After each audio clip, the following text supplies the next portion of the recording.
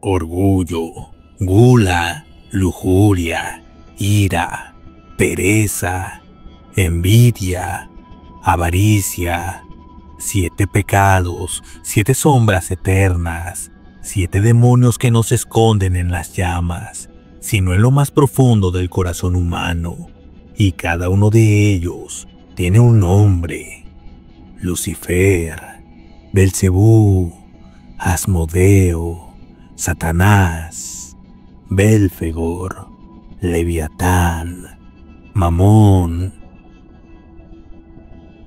En este viaje descenderemos a las profundidades de sus reinos, conoceremos sus orígenes, descubriremos sus símbolos y revelaremos por qué después de miles de años aún gobiernan nuestras vidas. Prepárate, porque estás a punto de escuchar la verdadera historia de los 7 príncipes del infierno. Lucifer, su nombre significa portador de luz.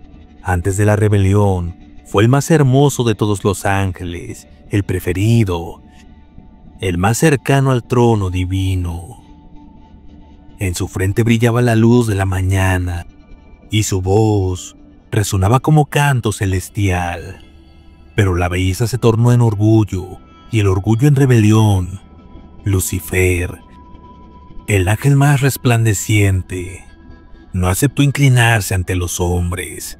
Según los relatos de los padres de la iglesia, se negó a adorar a una criatura hecha de barro, destinada a heredar el paraíso, y así con 1/3 de los ángeles, levantó su voz contra el Creador. La batalla fue rápida pero brutal. Miguel, el arcángel guerrero, blandió su espada y arrojó al rebelde hacia abajo, el reino que jamás había visto la luz. Allí, entre llamas y cadenas, nació el infierno. Desde entonces, Lucifer ya no es el portador de luz, sino el enemigo, el príncipe del orgullo, el tentador que susurra al oído del hombre que puede ser su propio Dios. El orgullo, dicen los monjes medievales, es el pecado más peligroso, porque no necesita de otro para existir. Es la semilla de la rebelión y la condena de reyes, papas y emperadores, y Lucifer es su maestro.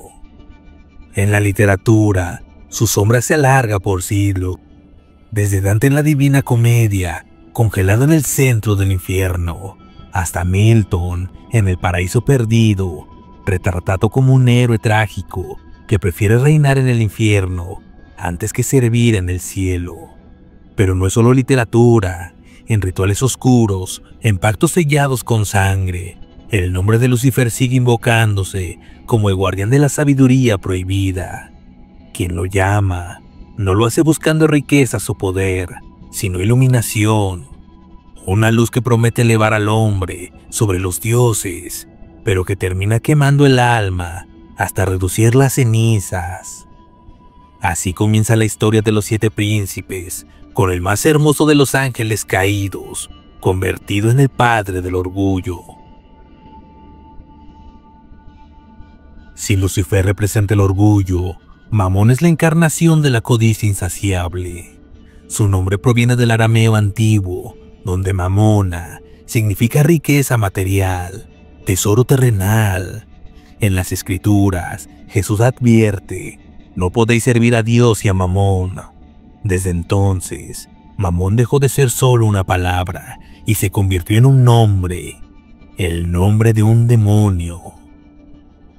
En la tradición cristiana, Mamón no es un dios olvidado, ni un ángel caído de la luz deslumbrante. Mamón es algo más oscuro, el espíritu de la avaricia, la tentación del oro, el susurro que incita al hombre a vender su alma por unas monedas. Donde haya riquezas manchadas de sangre, donde la ambición destruya familias, donde un imperio se alce sobre cadáveres, allí dicen, se escucha la risa de Mamón. Durante la Edad Media, muchos lo imaginaban como un demonio encadenado al oro, con el cuerpo deformado por el peso de sus propios tesoros. Otros lo describen como un espectro cubierto de joyas oxidadas y coronas rotas, un rey de cenizas que gobierna sobre montañas de riquezas malditas. Mamón no necesita asustar, no aparece en la oscuridad de la noche con garras ni colmillos. Su arma es mucho más sutil y mucho más peligrosa. Es la promesa de la abundancia, la ilusión de poder, el brillo engañoso de la riqueza que nunca sacía, que nunca basta. Los cronistas decían que Mamón tienta a los mercaderes, a los banqueros, a los reyes y a cualquier hombre que ponga su fe en el dinero antes que en su propia alma. Él no se esconde en templos oscuros, sino en cada transacción corrupta, en cada traición por unas monedas de plata. Quizás uno de los ejemplos más antiguos que se atribuyen a Mamón es la historia de Judas Iscariote. 30 monedas de plata, un precio que bastó para entregar al Mesías. Muchos teólogos afirman que en ese momento Mamón extendió su mano invisible y cobró una de sus más grandes victorias. Porque Mamón no solo gobierna sobre el oro, sino sobre el corazón humano, que nunca se conforma con lo que tiene. Si el infierno tiene banquetes, si en sus cavernas resuena el tintinear de monedas, si hay un trono hecho de oro fundido, ese es el reino de Mamón, y los avaros, los corruptos, los que jamás conocen la palabra basta, son sus fieles más súbditos. Cuidado con lo que deseas, porque cuando el deseo es riqueza, Mamón siempre escucha y siempre cobra un precio. Si Mamón reina sobre el oro, Asmodeo gobierna sobre los deseos más carnales. En los antiguos textos hebreos, su nombre aparece por primera vez en el libro de Tobías. Allí se cuenta la historia de una mujer llamada Sara, que había estado comprometida varias veces, pero todos sus maridos morían antes de consumar el matrimonio. El culpable era siempre el mismo, un demonio celoso, obsesivo, que reclamaba para sí a la joven. Ese demonio era Asmodeo. Desde entonces, la tradición lo reconoció como el príncipe de la lujuria, el destructor de matrimonios, el guardián de la carne prohibida. La demonología medieval lo describe con 3 cabezas, la de un hombre, la de un carnero y la de un toro, con pies de gallo y un aliento ardiente capaz de encender la pasión y la locura en los corazones humanos. Otros lo imaginan como un hombre atractivo, elegante, vestido con túnicas rojas, acercándose a las mujeres en la oscuridad de la noche para así seducirlas. Porque Asmodeo no solo es un monstruo, también es un amante, uno que jamás se sacía. Los monjes decían que en los conventos, cuando una novicia soñaba con un hombre que la visitaba de noche, era obra de Asmodeo. Según la tradición, cada vez que alguien se abandona a los placeres carnales sin límite, cada vez que el deseo se convierte en obsesión, cada vez que el cuerpo domina el espíritu, Asmodeo sonríe. No se trata solo del acto físico. Para Asmodeo, la lujuria es una cadena invisible, un veneno lento que destruye familias, rompe votos sagrados y arrastra al alma hacia la desesperación. En el Testamento de Salomón, uno de los textos apócrifos más extraños de la antigüedad, se relata que el rey Salomón logró atrapar a Asmodeo con un anillo sagrado. El demonio, encadenado, confesó que su poder era tentar a los hombres y mujeres con deseos impuros, arrastrándolos a la perdición. Sin embargo, aún aprisionado, Asmodeo se jactaba de que ningún hombre podía resistirse para siempre a su influencia, porque la carne siempre busca placer. Belcebú, Su nombre significa Baal Zebú, el señor de las moscas. En los antiguos textos cananeos era adorado como una deidad de la fertilidad y del poder, pero con el paso de los siglos, su nombre se transformó, su gloria se corrompió y su imagen pasó de Dios a demonio.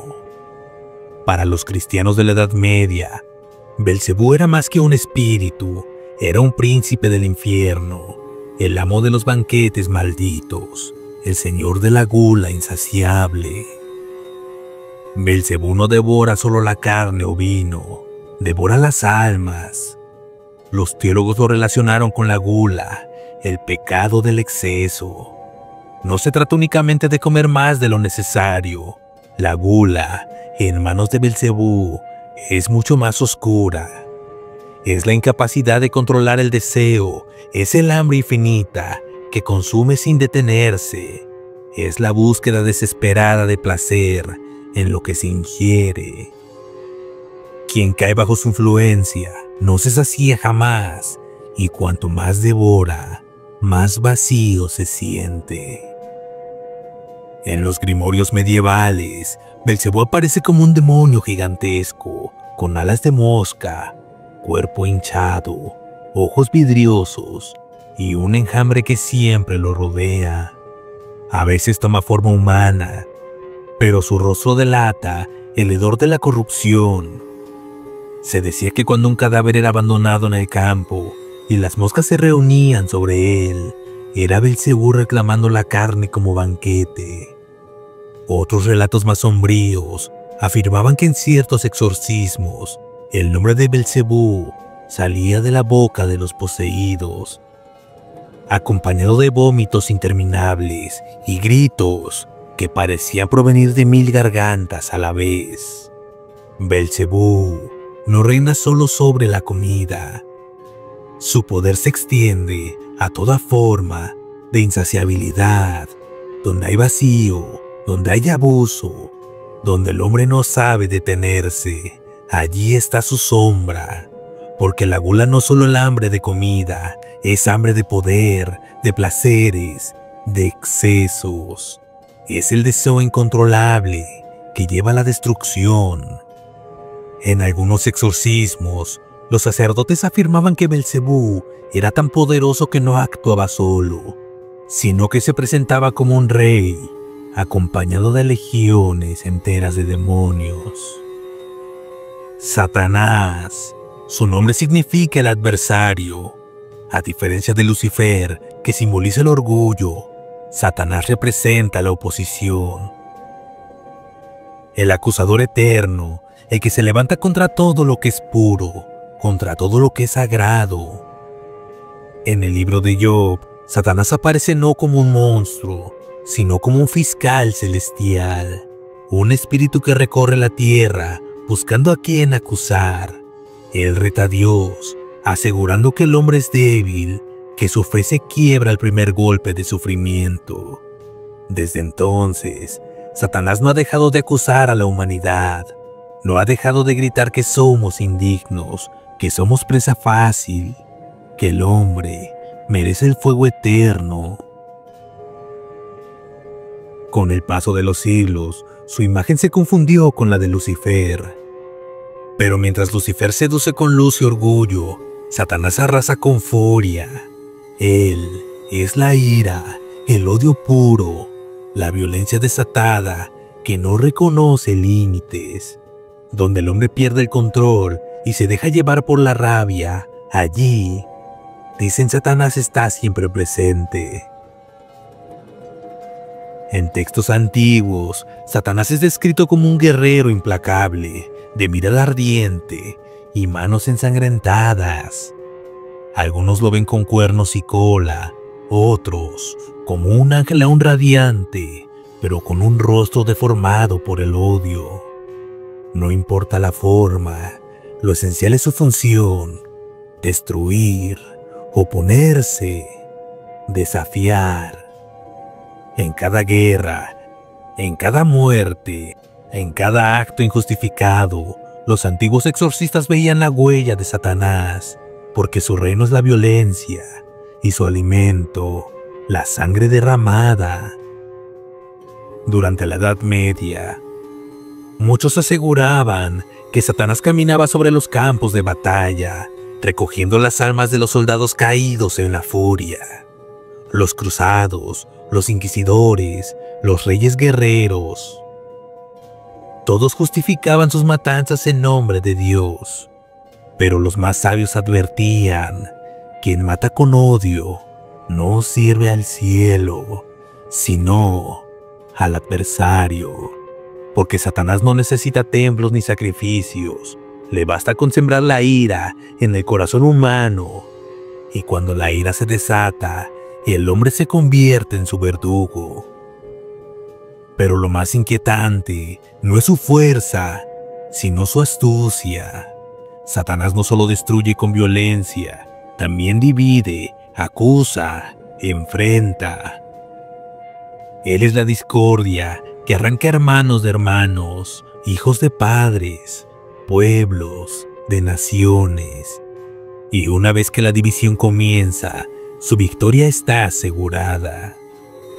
El infierno describe a Satanás sentado en un trono de hierro, rodeado de fuego y sombras, con 1000 lenguas gritando a su alrededor.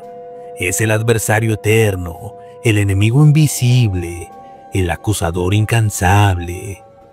Su reino no es de tentaciones sutiles, sino de odio abierto, de rabia sin control, de guerras interminables.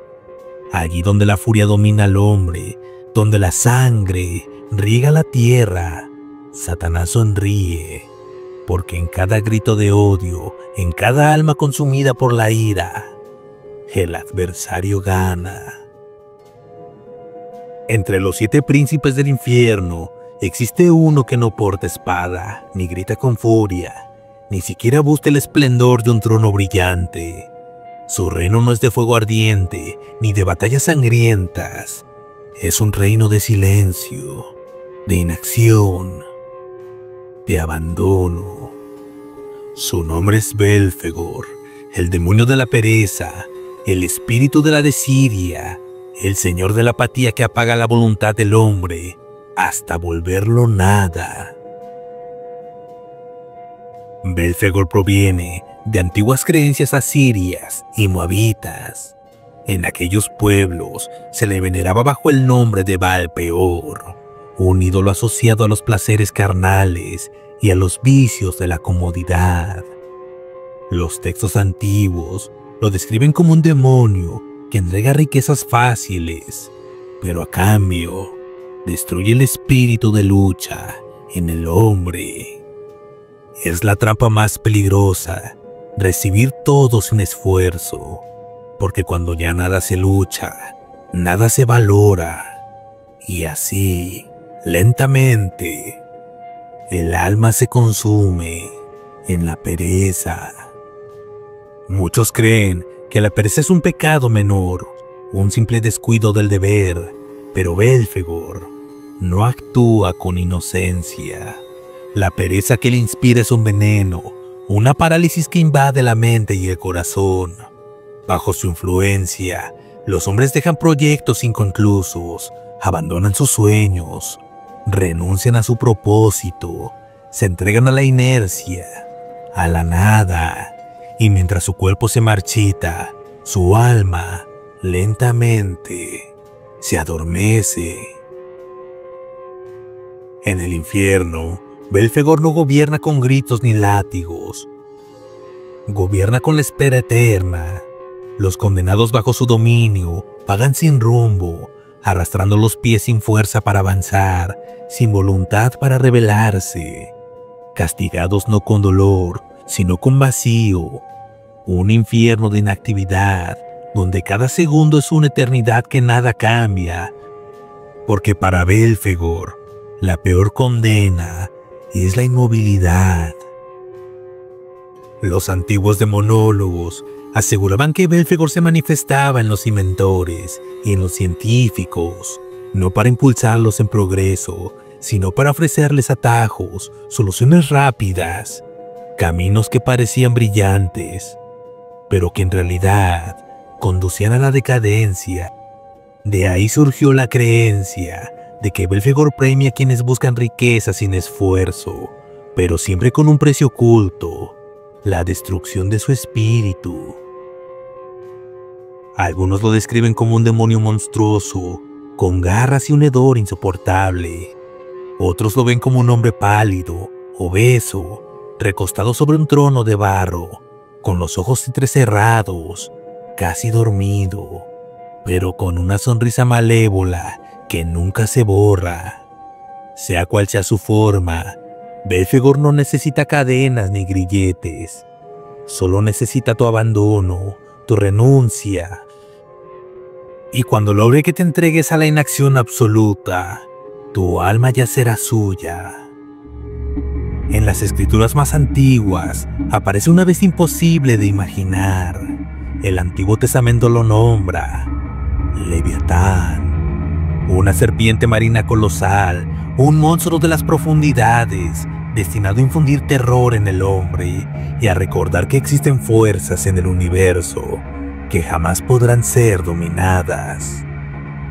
El libro de Job lo describe como un dragón imbatible. Sus escamas son escudos impenetrables, su aliento enciende el mar como fuego, y su sola presencia hace temblar a los más valientes. El Salmo 74 lo presenta como enemigo de Dios, como símbolo del caos que solo el Creador puede someter, y en Isaías se le llama directamente la serpiente tortuosa. Leviatán no es un simple animal, es el caos hecho carne. Con el paso de los siglos, la figura del Leviatán dejó de ser vista como criatura física para convertirse en demonio, y en el infierno su pecado se asocia con la envidia. Porque así como las aguas turbulentas nunca descansan, la envidia nunca conoce calma. Leviatán es el guardián de ese veneno que corroe el corazón humano, la envidia que no permite gozar de lo propio, porque los ojos solo miran lo ajeno, el resentimiento que arde cuando alguien más prospera, cuando alguien más brilla, cuando alguien más recibe lo que creemos merecer. Esa llama invisible que comienza como un suspiro y termina en odio y destrucción. En la literatura apocalíptica, Leviatán aparece al final de los tiempos como bestia enemiga de Dios, destinada a ser derrotada en la batalla definitiva. Pero mientras ese día no llegue, su sombra permanece.